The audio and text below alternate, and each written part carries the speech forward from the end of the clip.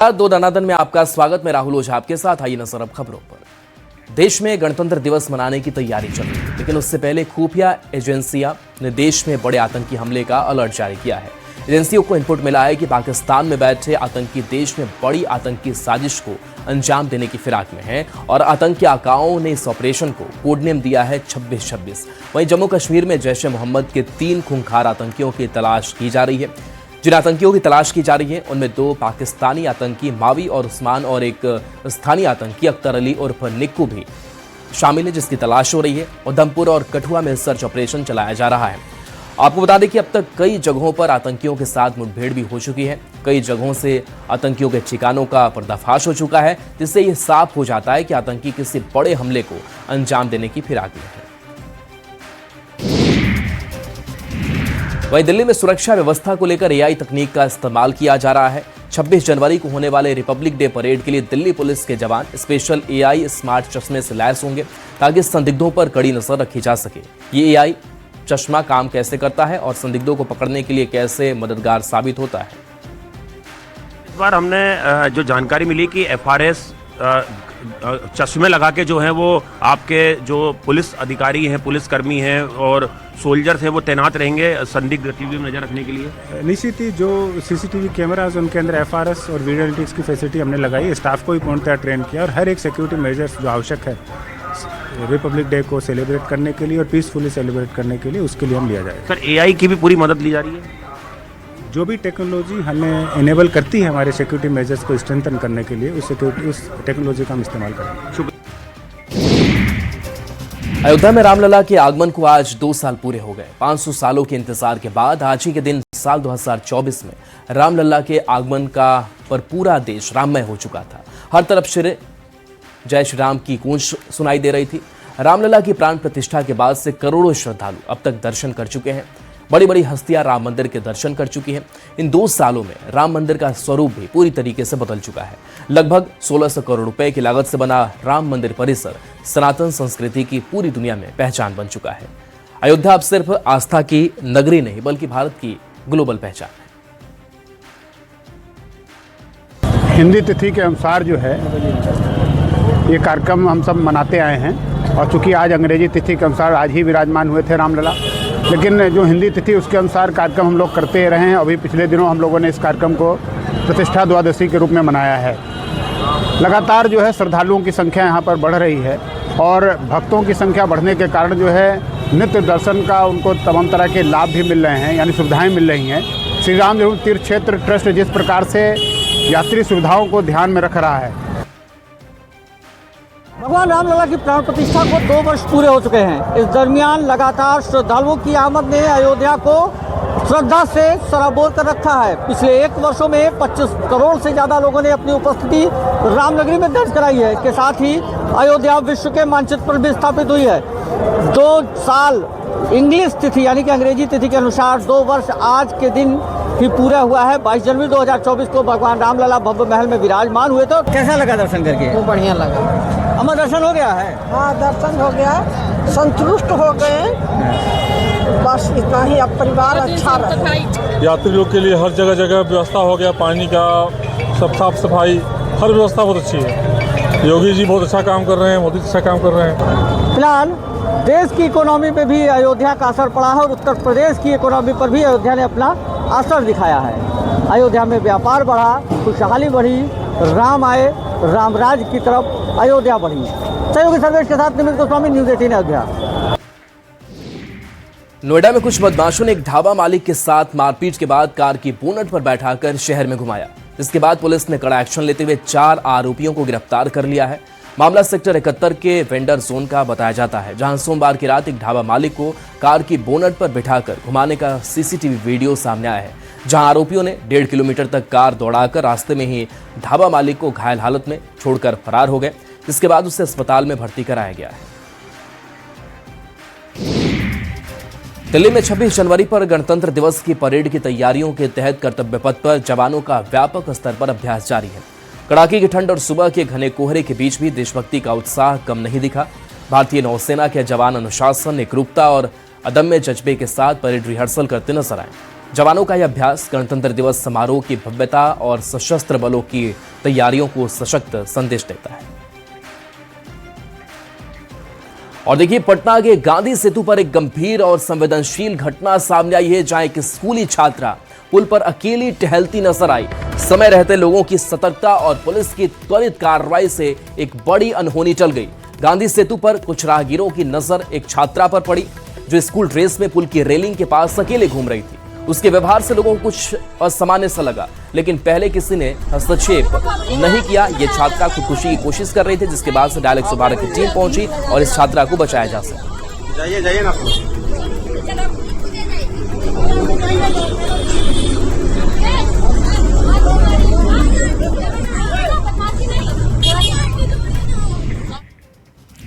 खबर शेखपुरा से, जहां दारोगा भर्ती परीक्षा में एक मुन्ना भाई कुंदन कुमार को डीएम हाई स्कूल परीक्षा केंद्र से गिरफ्तार किया गया है।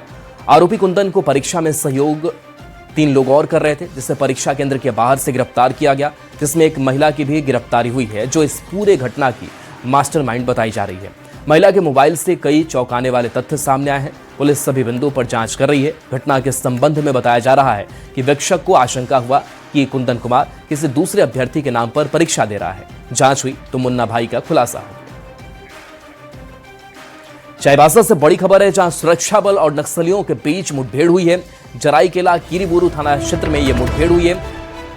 बता दें कि इस मुठभेड़ में 9 नक्सली ढेर किए गए हैं। हालांकि आधिकारिक पुष्टि इसकी नहीं की गई है। 1 करोड़ का इनामी नक्सली भी इसमें शामिल बताया जा रहा है। इनामी पतिराम मांझी के ढेर की खबर है। सारंडा जंगल में मुठभेड़ हुई। इलाके में सर्च ऑपरेशन तेज कर दिया गया है। तो देखिए, मुठभेड़ में 9 नक्सली के मारे जाने की खबर सामने आ रही है। हालांकि आधिकारिक पुष्टि इसकी अब तक नहीं हो पाई है, लेकिन 1 करोड़ का इनामी नक्सली जिसे ढेर किया गया है। और देखिए, ये संख्या पहले कम बताई जा रही थी और समय बीतने के साथ इन नक्सलियों के मारे जाने का जो आंकड़ा है वो बढ़ता जा रहा है, यानी कि बड़ी कामयाबी इसे हम कह सकते हैं। हालांकि आधिकारिक पुष्टि इन नक्सलियों के मारे जाने की नहीं की गई है, लेकिन सूत्रों के हवाले से जो खबर सामने आ रही है और जो इनपुट्स मिल रहे हैं उसके आधार पर ये बड़ी खबर। ओम प्रकाश हमारे साथ न्यूज़ 18 संवाददाता फोन लाइन पर। ओम प्रकाश, कितने नक्सली अब तक मारे गए, क्या और अपडेट मिल पा रहा है?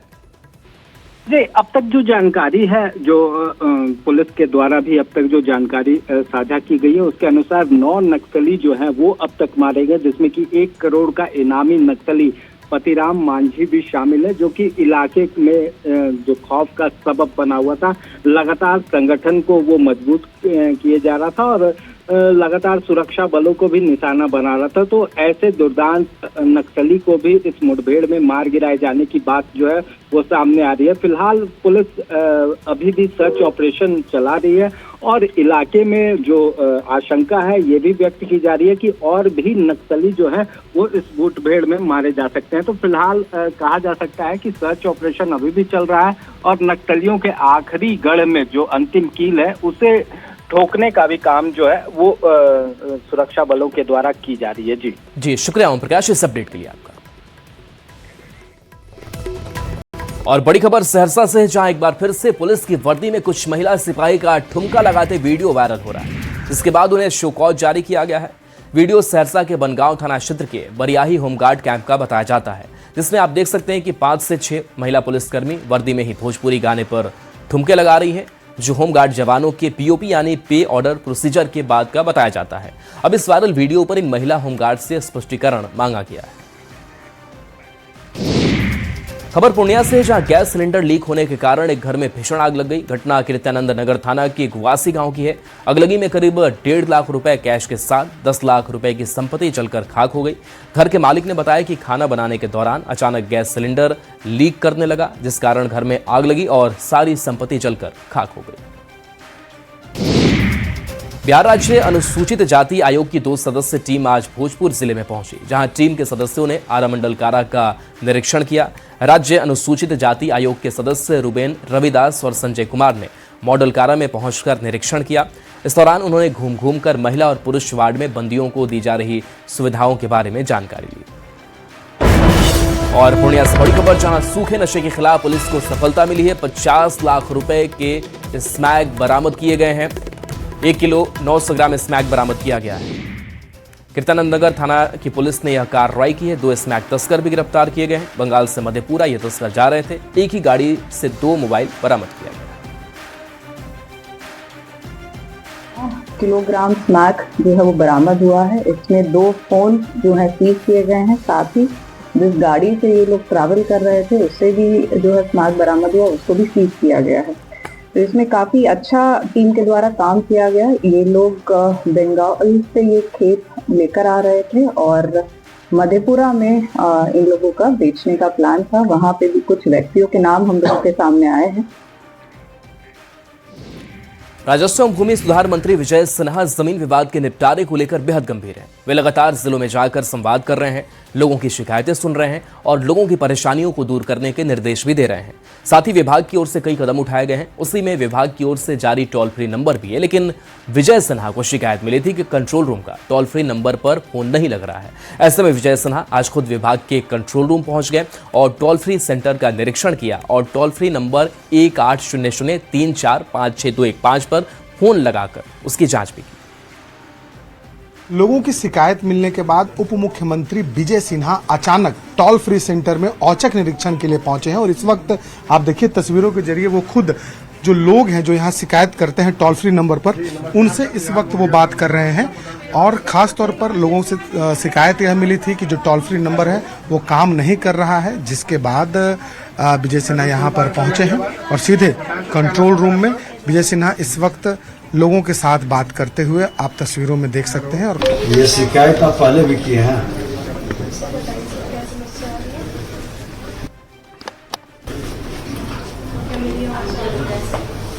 वो कट गया तो गुड़गुड़ाने लगा, ये अभी लग गया। कितना देर से लगा लेते हैं? 1 घंटा से। ठीक है, ठीक है, लिखवाइए। यहाँ पर जो लोग काम कर रहे हैं, फिर हमने अपने भी मोबाइल से लगवाया है, कई बार लगवाया। वो बिजी बता रहा। हमारे विभाग के पदाधिकारी हैं अनुपम जी, कई लोग हैं, उनसे भी लगवाया तो व्यस्त ही बता रहा है। तो इसीलिए हमने चेक करने के लिए आया है और ये लोगों की शिकायत दर्ज होनी चाहिए और उस पर एक्शन हो के लिए हम लोगों ने इसको और सरल सुलभ बनाने की व्यवस्था बनाएंगे और खाना पूर्ति करेंगे तो कार्रवाई भी करेंगे। तो बिल्कुल विजय सिन्हा ने साफ तौर पर चेतावनी दी है कि यदि टोल फ्री नंबर है तो वो काम करना चाहिए और साथ ही यदि खाना पूर्ति होगी तो ऐसे लोगों पर कार्रवाई होगी। कैमरा पर्सन सुबोध के साथ शैलेंद्र, न्यूज 18 पटना। और देखिए इस बीच पप्पू यादव का बड़ा आरोप है। नीट छात्रा की मौत मामले में सांसद पप्पू यादव ने बड़ा आरोप लगा दिया कि मामले में किससे पुलिस बचा रही, कोई नेता या उसका बेटा शामिल है। सवाल यह भी उठाया पप्पू यादव ने कि क्या कोई मंत्री का बेटा भी इसमें शामिल है। सेक्स रैकेट माफिया को संरक्षण कौन दे रहा है, पीड़ित परिवार को क्यों कलंकित ये कर रही है।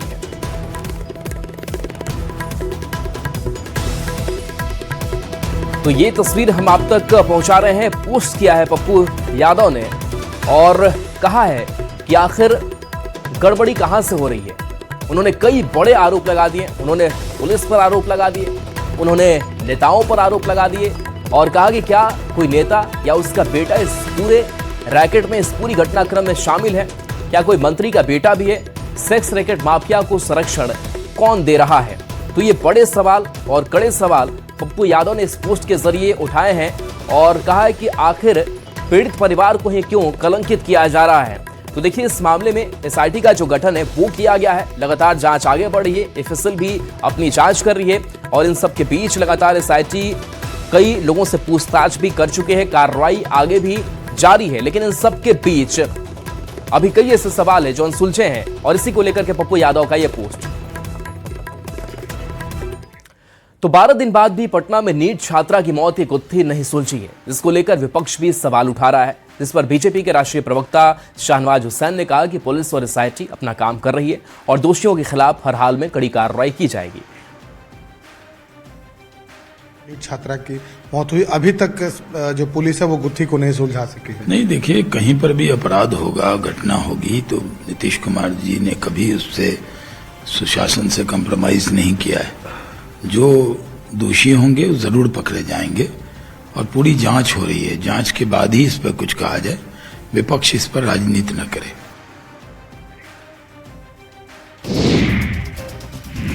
इधर डिप्टी सीएम विजय सिन्हा ने भी दावा किया है कि बिहार में सुशासन का राज है और कोई भी अपराधी यहां अपराध करके नहीं बच सकता। विजय सिन्हा ने कहा कि जो भी कमजोर कड़ी है उस पर कार्रवाई होगी और जो लोग अराजकता का माहौल खड़ा करने की कोशिश कर रहे हैं उनके खिलाफ कठोर कार्रवाई करेंगे।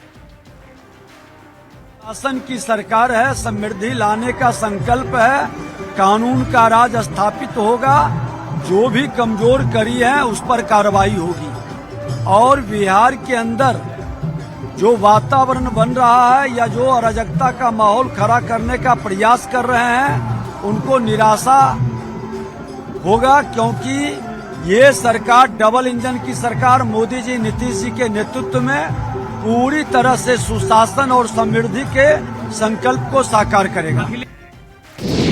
पटना में जहानाबाद की छात्रा संवेदना के साथ हुई दरिंदगी और मौत मामले में पुलिस अब तक अंधेरे में तीर चला रही है। हर दिन नए नए खुलासे और एंगल से जांच का दावा कर रही है, लेकिन पुलिस और एसआईटी अब तक किसी भी ठोस नतीजे पर पहुंचने में पूरी तरह से फेल रही है कि आखिर संवेदना के साथ हुई दरिंदगी में कौन कौन शामिल था, हकीकत में उसके साथ हुआ क्या था। परिवार के आरोपों को भी एसआईटी तरजीह नहीं दी और यही वजह है कि पुलिस अब तक ना तो हॉस्टल संचालिका नीलम अग्रवाल को ढूंढ पाई है, ना ही शुरू में ही इस पूरे मामले को गलत दिशा देने वाली एसएचओ रोशनी कुमारी से कुछ उगलवा सकी है। डॉक्टर सतीश भी इस कांड का सबसे बड़ा मोहरा है, लेकिन कुछ सवाल जवाब से आगे अब तक कोई एसआईटी के हाथ कुछ भी लगा नहीं है। इसी बीच एसआईटी ने एक और दावा किया है। सूत्रों के हवाले से खबर है कि छात्रा ने 26 दिसंबर को जहानाबाद में ही एक दवा दुकान से एंटी डिप्रेशन की दवा खरीदी थी और 5 जनवरी को पटना चली गई थी। पटना पुलिस ने बड़ी कार्रवाई करते हुए मसौड़ी थाना के NH-22 सगुनी गांव के पास कुख्यात लॉरेंस बिश्नोई गैंग के सक्रिय गुर्गे और खतरनाक शूटर परमानंद यादव के साथ पुलिस की मुठभेड़ हो गई। एनकाउंटर में अपराधी के पैर में गोली लगी है। इसके बाद उसे घायल अवस्था में गिरफ्तार किया गया। परमानंद यादव के पास से पिस्टल और कई गोलियां बरामद की गई है। परमानंद यादव झारखंड के लातेहार का रहने वाला है और उस पर हत्या, रंगदारी, लूट के दर्जनों मामले दर्ज हैं। पुलिस के रोकने के बावजूद वो निकलने लगा। इसी बीच में उसका पीछा किया गया तो वो बाइक से गिर गया। गिरने के उपरांत वो हथियार निकाल कर पुलिस पर फायरिंग करने लगा। आत्मरक्षा में जवाबी कार्रवाई में पुलिस के द्वारा भी फायरिंग की गई। इसमें उसे एक गोली पैर में लगी। उसके उपरांत उसे इलाज के लिए अस्पताल ले जाया गया। उक्त अपराधकर्मी का नाम परमानंद यादव के पता चला है। यह लातेहार झारखंड का रहने वाला है। यह इसके विरुद्ध 17-18 से भी ज़्यादा आपराधिक मामले दर्ज है, जिसमें हत्या, डकैती, लूट, आर्म्स एक्ट तमाम प्रकार के कांड है। इसका संबंध राहुल सिंह गिरोह से बताया जा रहा है और यह भी पता चल रहा है कि Rahul Singh gang Lawrence Bishnoi gang से भी संबंधित है। यह अपराधकर्मी अभी तक जो इन्फॉर्मेशन प्राप्त हुई उसके हिसाब से विदेश यात्रा भी कर चुका है। एक बहुत बड़े नेक्सस से इसका संबंध प्रतीत होता है। बाकी इन्वेस्टिगेशन का पार्ट है। मुंबई में बिहार भवन के निर्माण को लेकर राजनीतिक टकराव तेज हो गया है। महाराष्ट्र नव निर्माण सेना एमएनएस ने इस प्रोजेक्ट का खुलकर विरोध करते हुए कहा कि वे बिहार भवन नहीं बनने देंगे। राज ठाकरे की पार्टी मनसे के नेता यशवंत किल्लेदार ने कहा कि बिहार सरकार को 314 करोड़ रुपए मुंबई में इमारत बनाने पर खर्च करने के बजाय बिहार के अस्पतालों और मेडिकल इंफ्रास्ट्रक्चर को मजबूत करना चाहिए ताकि वहां के मरीजों को इलाज के लिए दूसरे राज्यों में न जाना पड़े। उनका कहना है कि यह पैसा बिहार की जनता की बुनियादी जरूरतों पर लगना चाहिए। इसके जवाब में जेडीयू और बीजेपी ने दोनों दलों पर तीखा हमला इन दोनों दलों ने बोला है और जताया कि हुल्लड़बाजी छोड़कर शांत रहें, क्योंकि मुंबई में बिहार भवन बनकर रहेगा। वहीं कांग्रेस ने इस मुद्दे पर भी प्रधानमंत्री नरेंद्र मोदी को जिम्मेवार ठहरा दिया है। कांग्रेस नेता का कहना है कि पीएम मोदी ने देश में एक दूसरे के खिलाफ नफरत फैला दी है। मनसे नेताओं की धमकी बताती है कि उन्हें संविधान से ज्यादा गुंडेगर्दी पर भरोसा है। मुंबई किसी एक पार्टी या परिवार की जागीर नहीं है, देश की आर्थिक राजधानी है, जहां बिहारियों के खून पसीने से इमारतें खड़ी हैं। जो लोग बिहार भवन रोकने की बात कर रहे हैं वो पहले यह तय कर लें कि वे भारत के संविधान से चलेंगे या क्षेत्रीय नफरत से। नीतीश सरकार और भाजपा किसी धमकी से डरने वाली नहीं। बिहार भवन बनेगा। देश बाबा साहब के संविधान से चलता है, न कि मनसे नेता के प्रवचन से। मुंबई में बिहार भवन का निर्माण किसी राजनीतिक पार्टी के मर्जी पर नहीं, बल्कि संवैधानिक प्रक्रिया और कानून के तहत होगा। कुछ लोग मीडिया में बने रहने के लिए ऐसे बयान दे देते हैं। आदरणीय नीतीश कुमार जी सुशासन और आपसी सद्भाव में विश्वास रखते हैं। देखिए, मुंबई में बिहार भवन बनने को लेकर जिस तरह से विवाद खड़ा किया गया है, मनसे के नेता, स्थानीय नेता कह रहे हैं बिहार भवन नहीं बनने देंगे। और बिहार में एनडीए सरकार है, महाराष्ट्र में भी एनडीए सरकार है, केंद्र में भी एनडीए सरकार है। तो बिहार सरकार को अविलंब महाराष्ट्र सरकार से बात करनी चाहिए। प्रधानमंत्री नरेंद्र मोदी जी ने बड़े ही शातिराना तरीके से देश में क्षेत्रवाद, भाषावाद, जातिवाद और संप्रदायवाद को हवा दी है। आप पूरे देश में देखिए, अलग अलग राज्यों में भाषा को लेकर लड़ाई हो रही है, क्षेत्रवाद के नाम पर लड़ाई हो रही है, जाति के नाम पर लड़ाई हो रही है, धर्म के नाम पर लड़ाई हो रही है। ये विभाजनकारी लोग हैं। इन लोगों ने अंग्रेजों के साथ समझौता करके एक बार इस देश का बंटवारा करवाया है। और चलिए, छोटे से ब्रेक का वक्त है, जल्द वापस आते हैं।